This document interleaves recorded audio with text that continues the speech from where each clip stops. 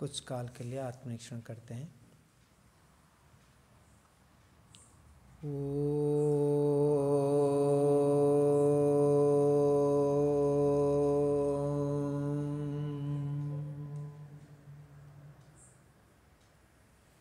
मन को शांत करते हुए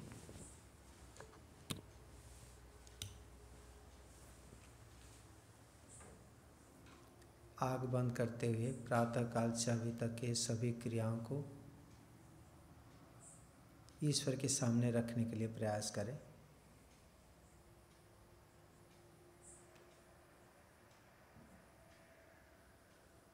क्या मैं जो करने के लिए संकल्प किया था वो कर पाया?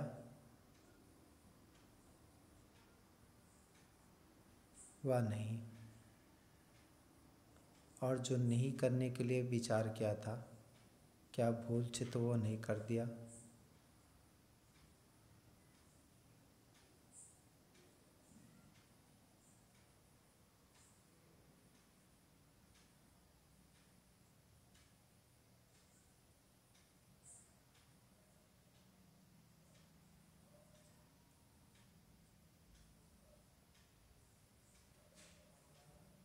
अपने संकल्पों को, लक्ष्य को सामने रखते हुए विचार के विषय को लेना है।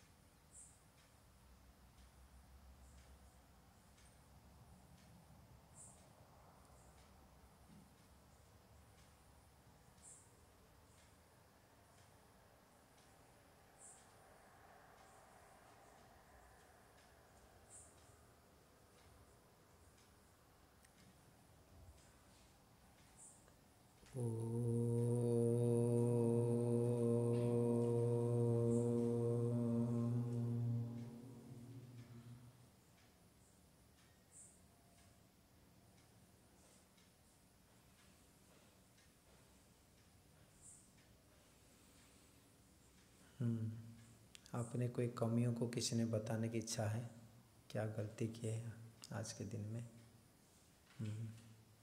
सुबह की उपासना में 4 मिनट कल देर किया और सायं की उपासना में 2 मिनट का देर किया।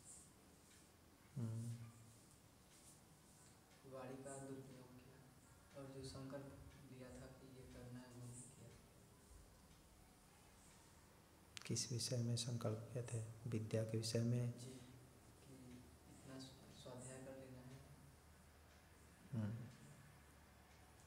बिना प्रमाण के बोला और निधिध्यासन आज नहीं किया। प्रमाद के कारण से नहीं किए कि कोई कार्य आ गया? मतलब गलती को आपने अपना मानते हैं कि दूसरे का मानते हैं? मेरी ही गलती। ठीक। और कोई? दोपहर में 5 मिनट मिला उसमें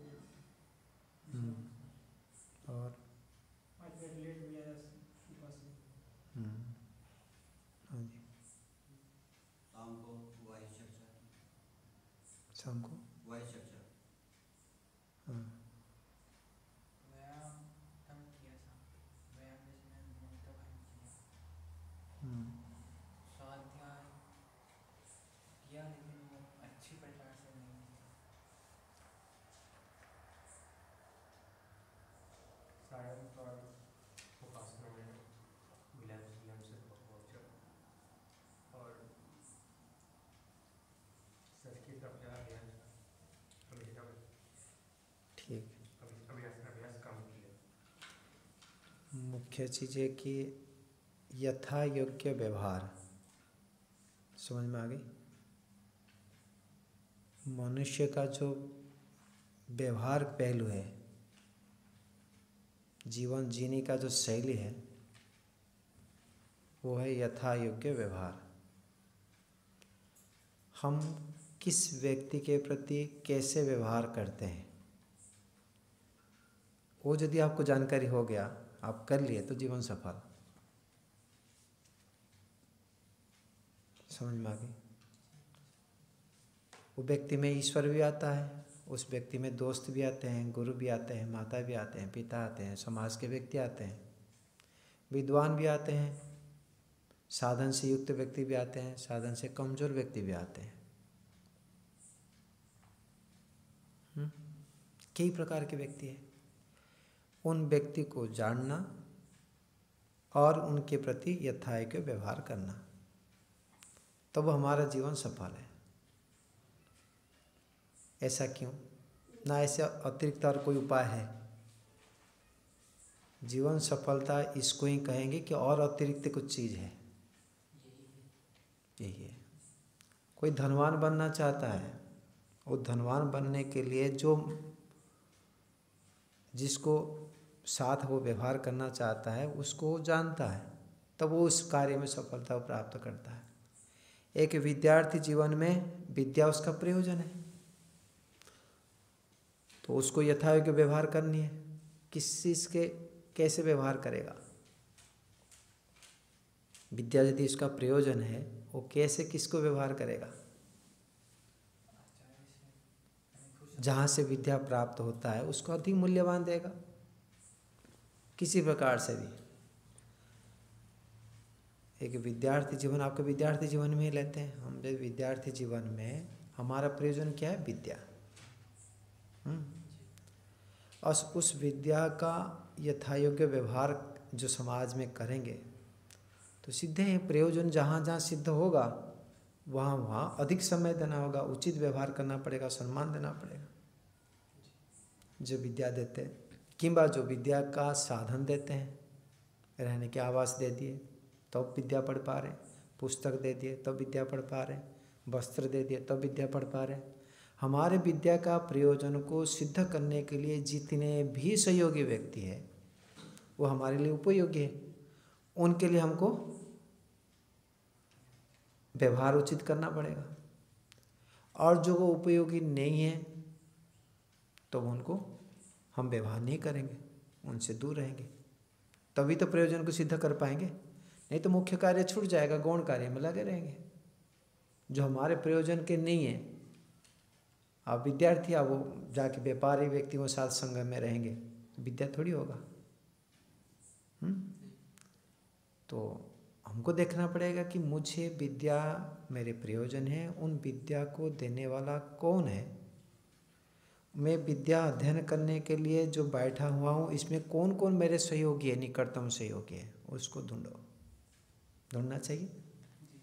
और उनके प्रति मेरे यथायोग्य व्यवहार होता है कि नहीं।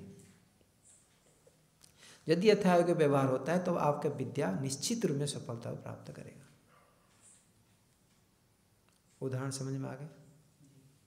आप योगी बनना चाहते हैं, योगी के लिए कौन चाहिए? संसार चाहिए? नहीं, ईश्वर चाहिए।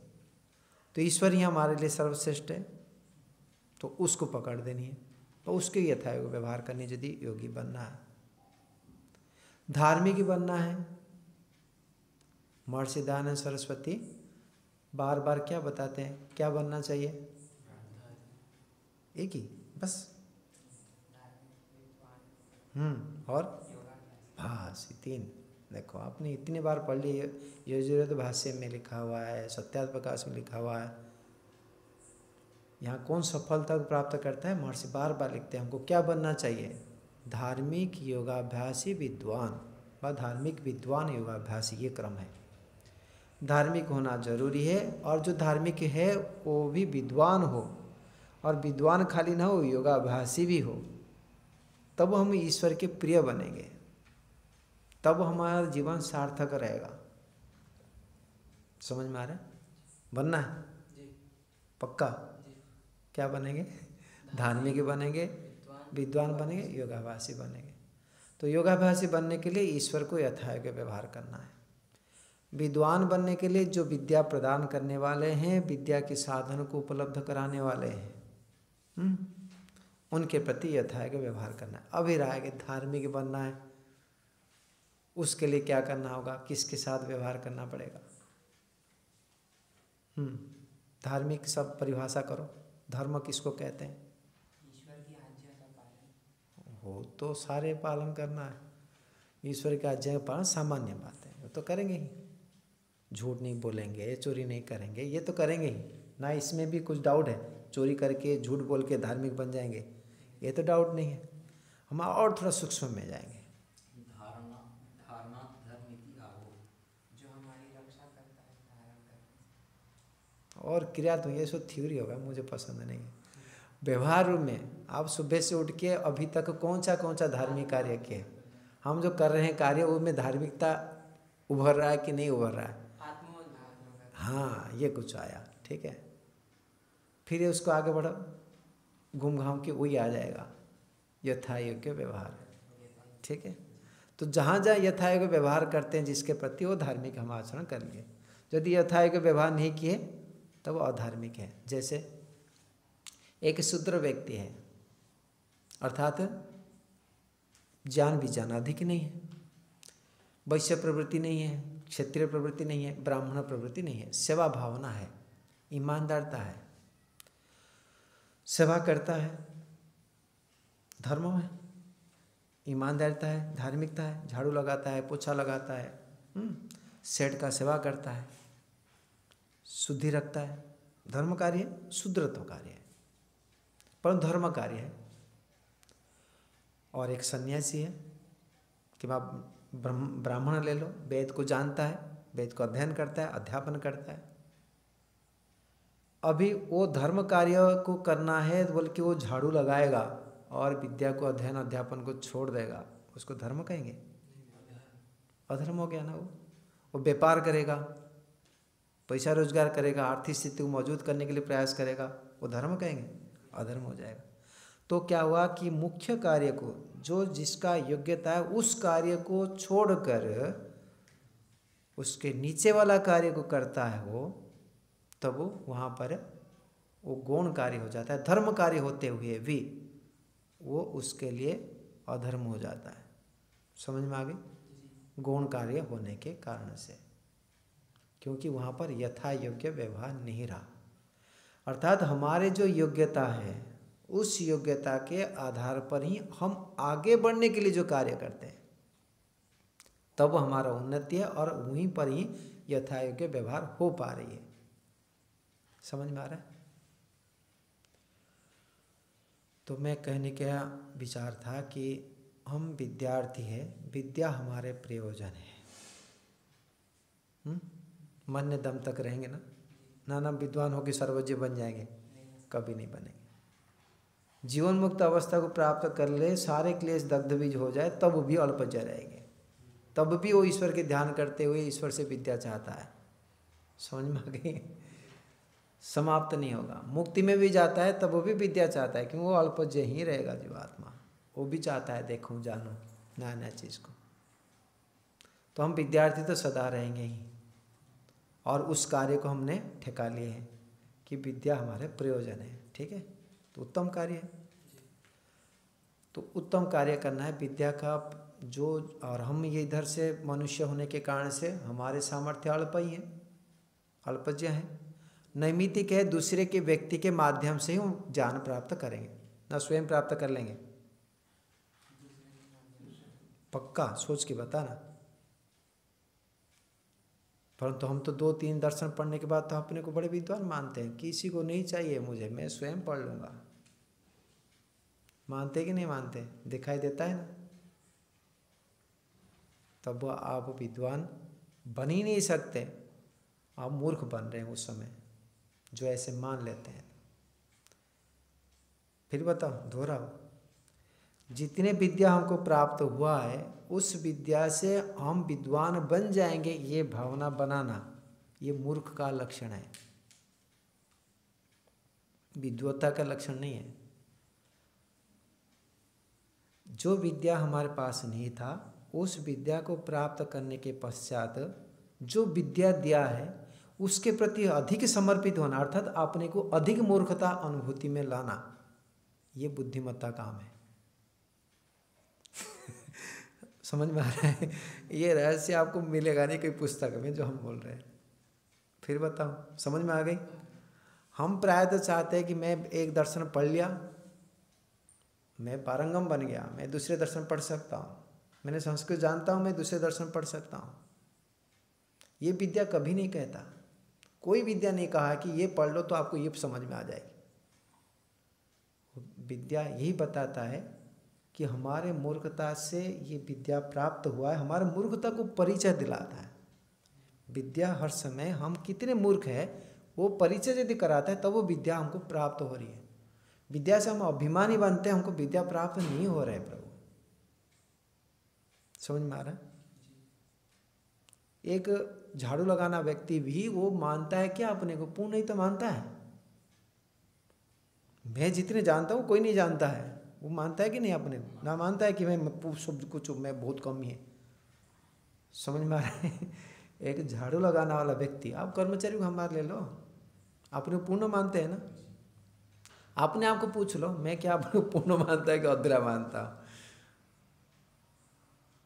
तो यदि हम पूर्ण मानते हैं जितने अंश में, तो हम मूर्ख है। विद्या का प्रयोजन ही यही है कि हमारे कमजोर, हमारे कमी को अधिक मात्रा में दिखाई दे। आप उल्टा अर्थ नहीं ले लेना। निराश होने के लिए विद्या नहीं कहता कभी, यथार्थ को बोध कराता है। विद्या क्या करता है? यथार्थ को बोध कराता है। निराश होने की बात है ही नहीं इसमें। वास्तविक यथार्थ क्या है जीवात्मा के, वो बोध कराएगा। अर्थार्थ में कुछ भी नहीं है, जीवात्मा का कोई जानकारी नहीं है, महामूर्ख है, अल्प सामर्थ्य युक्त है, दूसरे के सहारा से ही जी रहा है, दूसरे के सहारा से जानता है, दूसरे के सहारा से कर पाता है। ईश्वर थोड़ी सी ढीला कर दे मस्तिष्क को, पागल बन जाएंगे, कुछ नहीं कर सकते। चलो ईश्वर को छोड़ो, दुनिया में भी जो भी विद्वान बड़े कटोरे के मानता है अपने को, मैं बड़े विद्वान हूँ, ठीक है, अपने आप को तुलना करना, क्योंकि मैं यहाँ बैठे, ये हम बताना हम चाहते हैं, विचार करना ये चाहते हैं, हम कितने मूर्ख हैं ये हमको देखना ही बुद्धिमत्ता है। ये यदि हम समझ लिए जीवन में, तब भी अपने विद्यार्थी जीवन का जीवन सार्थक हो जाता है। इसको गांठ बांध दो तो जीवन में सार्थक है, और उसका अतिरिक्त कोई उपाय नहीं प्रभु। अपने के लिए आप दूसरे व्यक्ति को पास में जा रहे हैं, उनको प्रवचन दे रहे हैं, उनको समझा रहे हैं, वो अलग बात है। उस समय भी मन में रखते हुए आपको अपने विद्या का प्रदर्शित करना, बताना, वो अलग बात है। जैसे मैं आपको पढ़ा रहा हूँ, मैं कुछ जान रहा हूँ, ऐसे भाव आपके पास में आ रहा है ना, तो ये बताना जरूरी है। लेकिन मेरे अंदर से, मेरे पास में, मेरे को लगना चाहिए मैं मूर्ख हूँ। क्लियर हो गई? तो आप किसी को क्या बताना चाहते हैं, दिखाना चाहते हैं, मन में उस प्रकार से भाव क्या है वो मुख्य जरूरी है। दिखाना कुछ चीज़ अलग होता है, अंदर में भाव आपका क्या है वो देखना हमारे को जरूरी है। क्लियर हो गई? कहने का अर्थ है कि हम कितने मूर्ख हैं यदि हमारे पास में बुद्धि में है। एक होता है मैं कितने जानता हूँ, प्रैक्टिकली भी आप देखे होंगे, पता नहीं आपके यहाँ पर अभी क्या योग्यता है। मैं जब गुरुकुल छोड़ के आया, या जब घर छोड़ के गुरुकुल में आया पढ़ने के लिए, जब मैं प्रचार करता था घर में जहाँ नौकरी करता था, तो वहाँ पर तो मैं बड़े अपने को विद्वान मानता था। जो भी व्यक्ति आता था उसको अलग अलग प्रवचन देना, समझाना, बताना, वो सारे स्किल था, बता देता था अपनी भाषा में। यह आते ही मुझे लगा कि मैं तो महामूर्ख हूँ मुझे कोई विद्या ही है ही नहीं, क्योंकि वो समर्पण भावना ही हमको बताता है कि आप कितने विद्वान हैं। यदि आपके अंदर, नमस्ते, आपके अंदर जो समर्पण भावना नहीं है, क्या समर्पण भावना गुरुजी ने आपको बना नहीं पाए, कि आपने गुरुजी के प्रति समर्पण भावना नहीं रह पाए, कुछ विद्या आपके अंदर में नहीं घुसा, घुस ही नहीं सका। रटे हैं, याद कर लिए हैं, बहुत कुछ याद कर लेंगे, पाठ भी समाप्त हो जाएगा, लेकिन महानुभाव आप विद्वान नहीं बन पाएंगे जैसे महर्षि चाहते हैं, ऋषि चाहते हैं, जो ईश्वर चाहता है। क्योंकि यथा योग्य व्यवहार कर ही नहीं सकते, और यथा योग्य व्यवहार के बिना हम ना धार्मिक बने, ना विद्वान बने, ना योगाभ्यासी बन सकते हैं। तो इसलिए जितने भी हम जानते हैं उस ज्ञान से हम मूर्खता यदि परिचित होता है, हमारे मूर्खपना यदि अधिक बड़ा दिखाई देता है, तब वो विद्या प्रगति हो रही है। नहीं, अब ये अंदर घुसेगा ही नहीं आपको, ये गारंटी है, लेकिन है सत्य। आप बोले कैसे भाई, मैं पांच चीज को जानता था, अभी 7 चीज को मैंने जाना। 5 चीजों को जानता था, अभी 7 पदार्थों को जाना, तो मेरे तो ज्ञान में वृद्धि हुई। कैसे कहेंगे कि मैं अज्ञानता अनुभूति, कैसे हो सकता है कि मेरे अज्ञानता वृद्धि हुई? बुद्धि लगाओ थोड़ा। मेरे वाक्य क्या था कि हम जितने विद्या पढ़ते हैं, शाब्दिक विद्या, यदि हमारा अनुभूति में यह आता है कि मैं पहले से जो जानता था, मैं विद्वान मानता था, अभी मैं अनुभूति हो रही है मुझे, मैं और मूर्ख हूँ। उसमें जो विद्वत्ता होती है शाब्दिक विद्या कहते हैं, यदि उसमें अपनी आत्मा से जोड़ लेता है उस विद्या को, तो बड़ा मानता है अपने को। और यदि यथार्थ में लेता है तो मानता है कि मैं आत्मा इतना ही हूँ, इसे पूरा जानने तक अपने छोटा छोटा मानता रहता है। एक उदाहरण देता हूँ, शायद आपने खुला नहीं बता पाएंगे, और थोड़ा सा मैं और स्पष्ट कराता हूँ इस विषय में। हाँ, जैसे हम कुछ जानते हैं, उसके बाद कुछ और जाने, तो उसके बाद हमको ये लगना चाहिए कि मैं कितना मूर्ख था कि इसे भी नहीं जानता था। ये तो हो गया अभी, लेकिन उस समय ये लग रहा है कि मैं 3 जानता था, अभी 5 जाना, कि 5 जानता था मैं 7 जाना। ये तो जाना, ये विचार से आपको ये बुद्धि होना चाहिए कि नहीं, और मैंने और मूर्ख हूँ, ये बुद्धि में आना चाहिए कि मैं मूर्ख अधिक हूँ। पहले मैं इतनी मूर्ख था, अभी जानने के बाद मैं इतने मूर्ख हूँ, ये बुद्धि में आना चाहिए। समझ में आ रहा है? तब पहले मैं इतने मूर्ख था, अभी विद्या पढ़ने के बाद अब हमको अनुभूति होना है मैं इतने मूर्ख हूँ। ये आता नहीं है, वो हजारों में भी एक नहीं आएगा, बड़ी क्लिष्ट है, हमारे लिए भी क्लिष्ट होता है, लेकिन ये अनुभूति आना चाहिए, तो विद्या का हम प्रयोग कर पा रहे हैं। कुछ समझ में आ रहा है? क्लिष्ट है, फिर भी बताता हूँ, फिर उदाहरण देता हूँ आपको सरलता पूर्वक। एक ग्लास में पानी है हमारे पास में, तो दूर से दिखाई देता था, ग्लास को दूर से देख रहे हैं हम, तो पानी भरा हुआ दिखाई दे, कांच की ग्लास है तो भरा हुआ दिखाई दे रहा है, दूर से देख रहे थे, तो हम मानेंगे पूर्ण ग्लास से जाके पानी पी लूँगा। वहाँ पर ग्लास में पानी भरा हुआ है, मैं पी लूँगा, ढक्कन लगा हुआ है, पी लूँगा, ऐसे भाव सोच के हम जा रहे थे। फिर थोड़ी से हम आगे बढ़े और हम बता भी दिए पानी वहाँ पर मैं पी लेता हूँ, ठीक है। तो हमको ये स्पष्ट हो गई कि भाई वहाँ पानी है ग्लास में। थोड़ी बाहर जाने के बाद देखा कि ये पानी के डंडा दिखाई दे रहा है कि कांच की यूँ हिले, थोड़ी सी पानी तो दिखाई नहीं दे रहा है, खाली ग्लास तो नहीं है। थोड़ी सी संशय ज्ञान हुआ आपको पास में, तो वो आपके ज्ञान वृद्धि हो रही ना। अभी ज्ञान वृद्धि होते समय हमको क्या लगा, पहले तो मैं पूर्ण कॉन्फिडेंस था, अभी संशय हुआ। वो संशय किसका परिचय दे रहा है? मूर्खता की परिचय दे रहा है। पहले तो पक्का था फाइनल, अभी संशय हुआ, तो संशय हमारा मूर्खता के परिचय दे रहा है कि ये संशय है। अभी क्या इच्छा हुई, जाके देखना पड़ेगा, अर्थात मैं तो मूर्ख है ही, अभी देखना पड़ेगा। समझ में आ रहा है?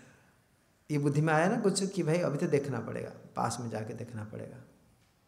फिर थोड़ा आगे जाता है, फिर सामने कोई व्यक्ति मिलता है हमको, अरे मेरे ग्लास में पानी है, उसमें पानी है क्या? उन्हें इतने जानकारी दिया कि पानी है कि नहीं है उसको भी स्पष्ट नहीं है।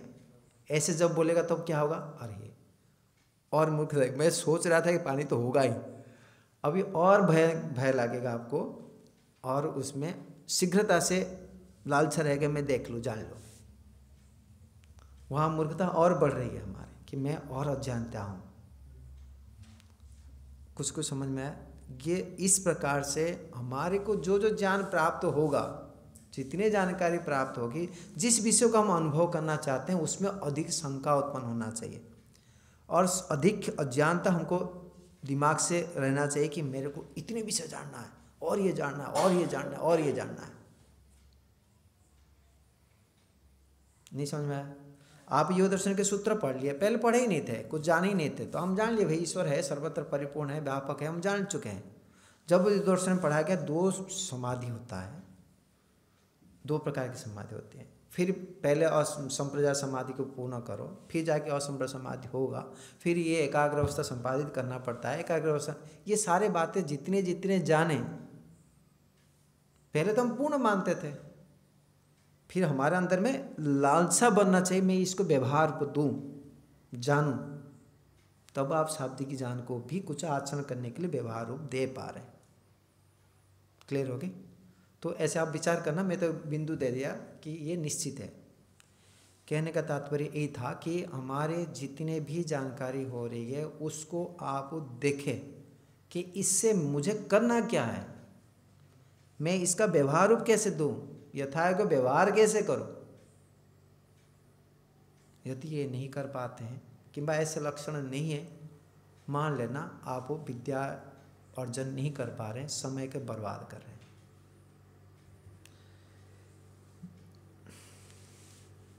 यथायोग्य व्यवहार विद्यार्थी के लिए बता दिया, जो विद्या को देने वाले व्यक्ति, विद्या के साधन को देने वाले व्यक्ति के प्रति सद्भावना, कृतज्ञता के जैसे पुण्य और कोई नहीं है, और कृतज्ञता जैसे पाप का कोई प्रायश्चित नहीं है। तो गुरुजनों के प्रति सद्भावना नहीं है, जो व्यवस्था प्रबंधन करने वाले व्यक्ति, उनके प्रति सद्भावना नहीं है, तो आप यथायोग्य व्यवहार कैसे कर पा रहे हैं? कर नहीं पा रहे, क्योंकि आपके अभिमान बढ़ चुका है। जब आप पहले आए थे जो भावना था वो भावना न्यून हो चुका है। पहले जो हम आए थे जो भावना था उस भावना भी न्यून हो चुका है, तो कृतज्ञता भाव रहा कहाँ? मैंने बताया कि उतने हमको मूर्खता अनुभूति होना चाहिए और गुरुजन व्यक्ति ईश्वर ये इतने बड़ा दिखाई देना चाहिए, जिससे हम प्राप्त करते हैं वो बहुत बड़ा दिखाई देना चाहिए, तब हम विद्या आचरण कर पा रहे हैं। बहुत गोलमाल हो गई, स्पष्ट हो पा रहा है कि नहीं आपको? मेरे इंडिकेशन आपको सीधे सीधे वाक्य में बताऊं, जो हमारे सामने व पास में रहते हैं उनसे जो हम उपकार को प्राप्त करते हैं उनके प्रति हमारा सद्भावना पहले जो था अभी यदि न्यून हुआ है, जो सहयोगी कार्यकर्ता आचार्य उपाचार्य व्यवस्था प्रबंधक जितने भी हैं, यदि सद्भावना आपके कम हो रही है तब आप विद्वान नहीं बन रहे, आप मूर्ख बन रहे हैं। उनसे आप विद्वान बन, कितने भी विद्या पढ़ लिया आपने, परंतु उनके प्रति जो भावना थी वो भावना न्यून हो रही है और समर्पण भावना बढ़ नहीं रहा है और सद्भावना बढ़ नहीं रहा है, उनको सहयोग के प्रति भावना नहीं बढ़ पा रहा है, तब हम विद्वान नहीं बन रहे। इसमें कोई शंका हो तो बताओ। ईश्वर को हम जाने नहीं थे और अभी जाने तो समर्पण भावना बढ़ना चाहिए कि अभिमान बढ़ना चाहिए? ईश्वर क्या है, मैं बड़ा हूँ, मैंने ईश्वर को बहुत कुछ जान लिया, ऐसे होना चाहिए ना? और ईश्वर को अधिक जानना पड़ेगा, मैं तो इतने कुछ भी नहीं जानता हूँ, ऐसा अनुभूति होना चाहिए। अभी और नहीं, अभी बहुत कुछ जानने के बाकी वो लगेगा। जितने आप जानने की ईश्वर को चाहेंगे उतने और मुझे अधिक जानना है, ऐसे भाव होना चाहिए। इस रेशियो को मैं कंपेयर करा रहा हूँ आपको। विद्या और व्यवहार में ये फर्क है। और नहीं समझ में आया? पिताजी को ले लो, कहीं शायद समझ में आ जाएगी। जब बचपन में हम पिताजी के पास रहते थे, हमको लगता था क्या पिताजी मेरी सेवा कर रहे हैं? नहीं लगता था ना। हम यहाँ आ गए तो कुछ लगा ना कि पिताजी हमारे लिए बहुत उपकारी थे। समझ में आ गए। तो हम जितने विद्या को बढ़ाए, उम्र जितने जैसे जैसे बढ़ा हमारे, तब वो हमारे पास में हमारे कमजोरी था अधिक ही दिखाई दिया, और जिन्होंने सेवा किए सद्भावना किए थे उनके प्रति सद्भावना बढ़ा, समर्पण बढ़ा, तब वो अब विद्वान कहा जाएगा।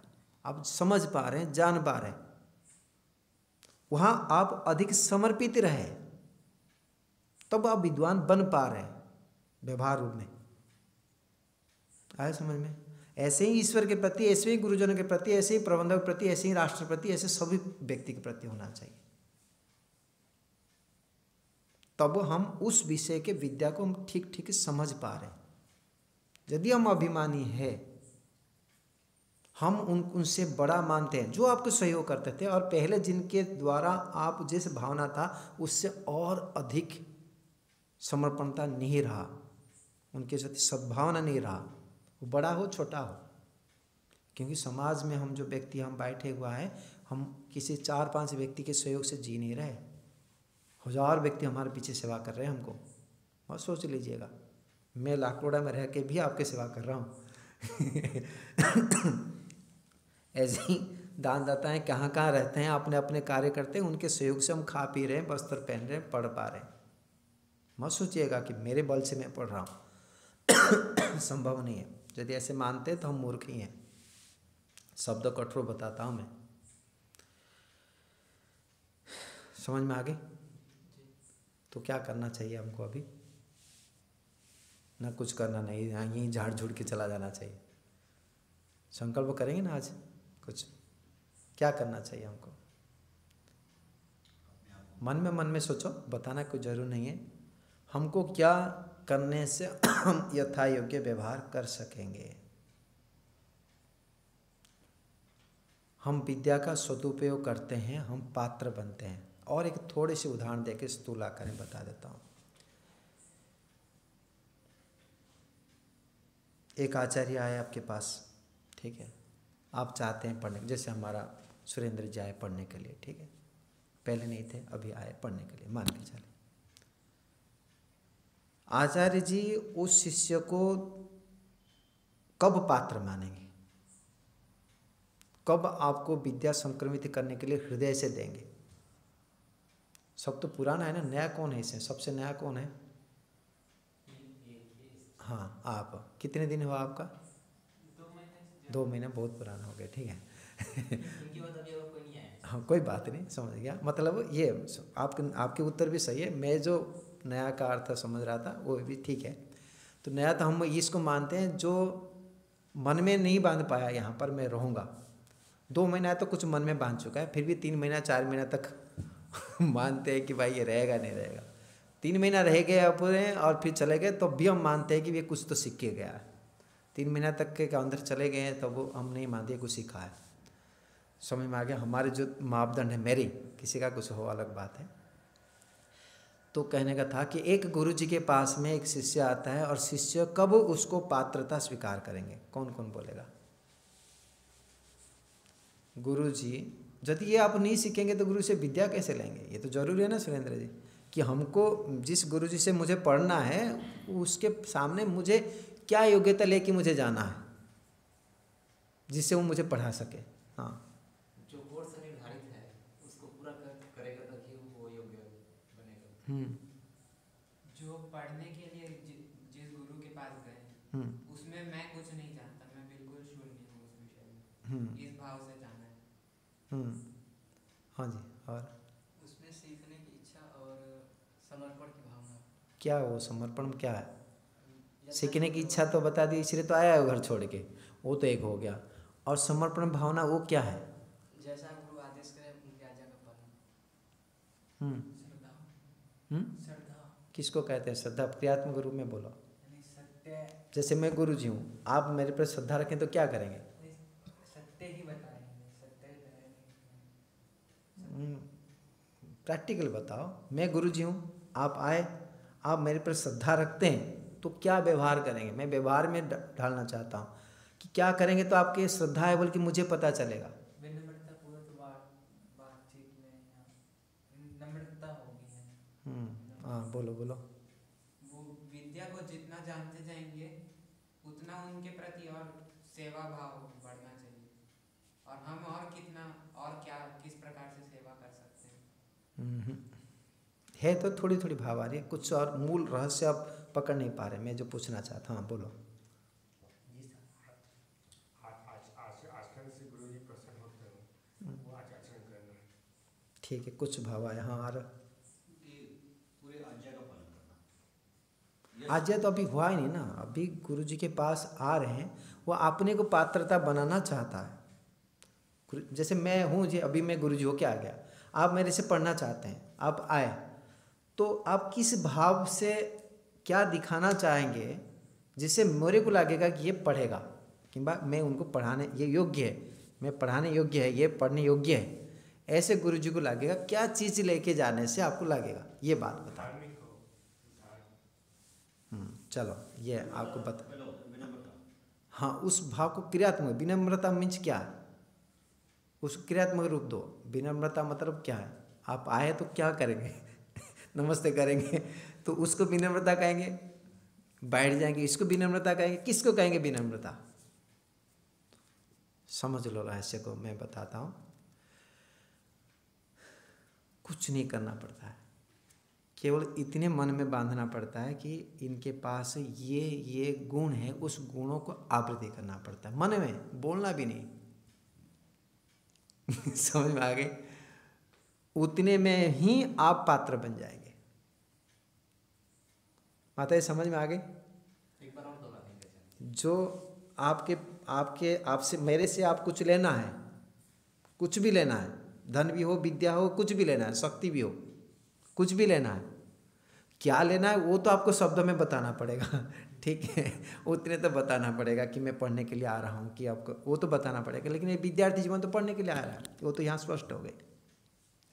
परंतु पात्र कैसे बनेंगे आप?